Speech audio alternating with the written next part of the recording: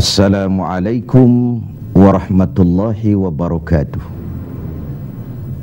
Alhamdulillahi rabbil alamin. Wassalatu wassalamu ala ashrafil anbiya'i wal mursalin Sayyidina Muhammadin wa ala alihi wa sahbihi ajma'in. Amma ba'du.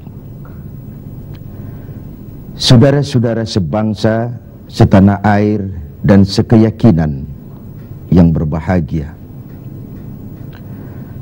data-data terakhir yang sampai kepada kita membuat kita sebagai bangsa semakin prihatin.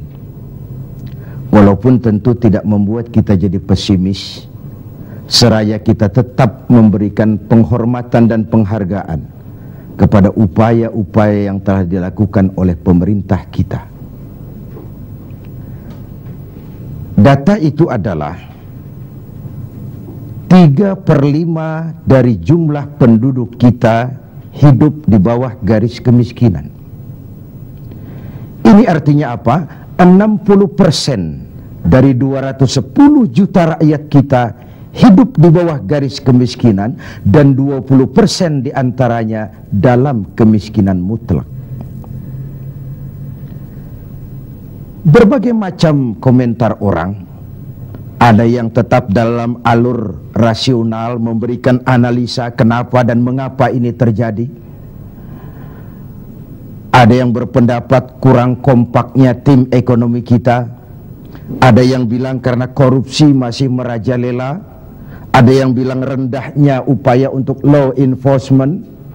Ada yang lebih cenderung mencari kambing hitam, menyalahkan masa lalu. Namun realitasnya kemiskinan itu tetap berjalan, tetap berlangsung. Sementara kita harus melakukan upaya-upaya di dalam alur kebersamaan terhadap kondisi yang dihadapi oleh mayoritas bangsa kita ini.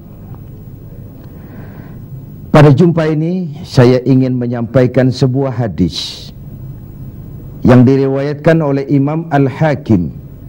Rasulullah sallallahu alaihi wasallam bersabda, "Arba'un man kunna fihi nasyarallahu rahmatuh wa adkhalahu jannatuh." Ada 4 hal.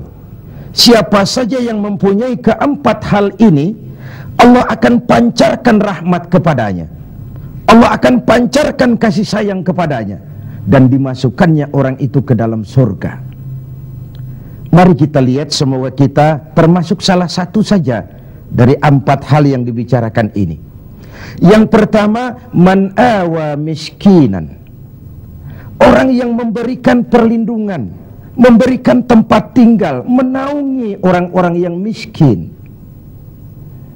Allah melebihkan rizki sebagian kita dari yang lain, agar dalam hidup terjadi take and give. Karena bagaimanapun kita ini saling memerlukan. Tidak ada orang hebat yang bisa hidup sendirian. Betapa dan siapapun kita memerlukan yang lain. 60% rakyat kita hidup di bawah garis kemiskinan, dan bukan mereka punya mau. Padahal subhanallah, kita diberikan negara yang begini kaya, hijau, ranau, subur, makmur. Bumi kita mengandung gas, batu bara, minyak, laut kita kaya, hutan kita kaya, negara kita kaya, dan penduduk kita miskin. What's wrong? Tapi pertanyaan ini bisa mengundang berbagai macam polemik. Oleh karena itu, saya ingin mengetuk hati kita semua. Allah akan memancarkan rahmatnya kepada orang-orang yang santun, berpihak kepada orang-orang miskin. Hukum sering tidak berpihak kepada kemiskinan. Kebenaran sering tidak berpihak kepada kemiskinan. Sehingga dengan demikian tersudutlah dia di pojok-pojok kehidupan. Padahal ini masalah kita bersama. Sementara Rasul dengan tegas memperingatkan, wallahu fi aunil abdi madamal abdu fi auni akhihi. Allah akan selalu menolong seorang hamba selama hamba itu masih mau menolong saudaranya.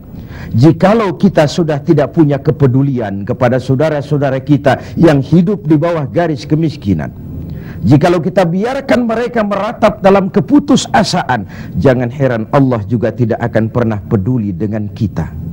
Sementara kemalangan apa yang lebih besar dalam hidup ini kalau Allah sudah tidak mau peduli dengan kita lagi. Rumah-rumah singgah tetap diperlukan.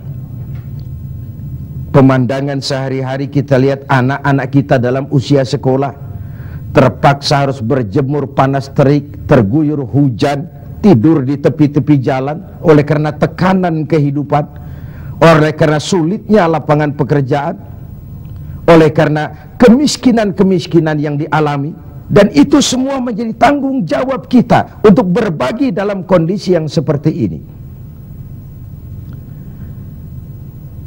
Saudara-saudara sebangsa, setanah air, dan seiman yang tercinta,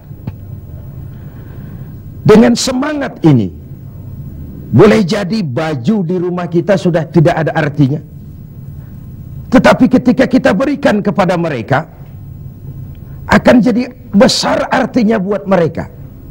Sementara di rumah kita sendiri, kita sudah hampir lupa ada baju itu, tidak tersentuh sama sekali.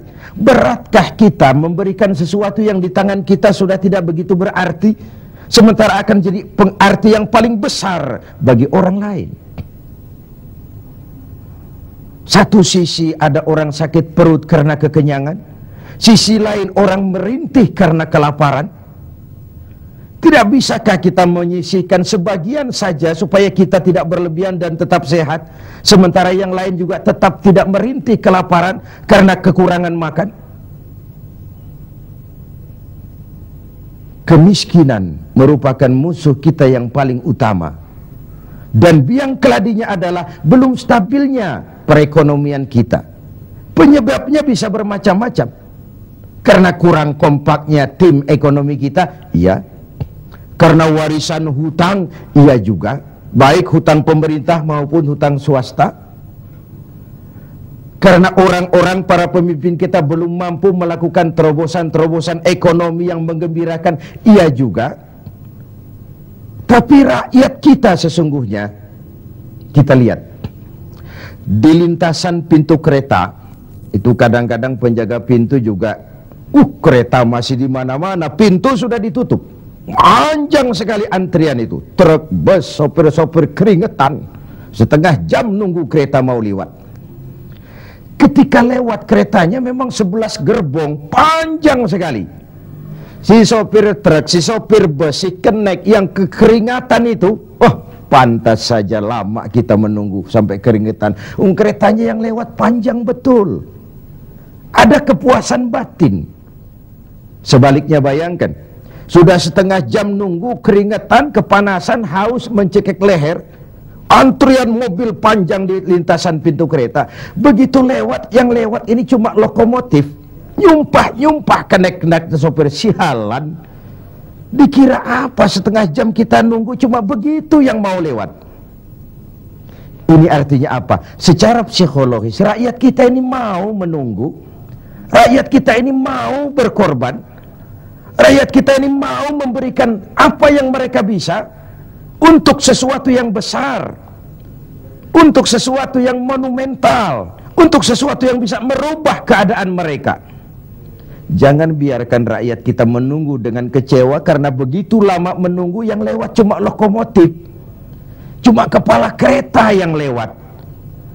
Mereka merasa penantian setengah jam sia-sia, pengorbanan peras keringat, haus mencekik leher, jadi konyol ketika yang lewat cuma sebuah lokomotif. Begitulah, kadang kita masih terkontaminasi oleh pola lama. Sebagian dari pemimpin kita masih memandang bahwa jabatan itu fasilitas dan kekuasaan. Lebih celaka lagi bahwa jabatan adalah jalan pintas untuk menuju kaya. Merasa giliran, kemarin kan giliran kamu, sekarang giliran saya. Sepanjang jabatan masih dianggap sebagai fasilitas dan kekuasaan, apalagi jalan pintas untuk menuju kaya, itu rampok. Negara sedang sakit, ini musim kerja bakti, pesta sudah selesai,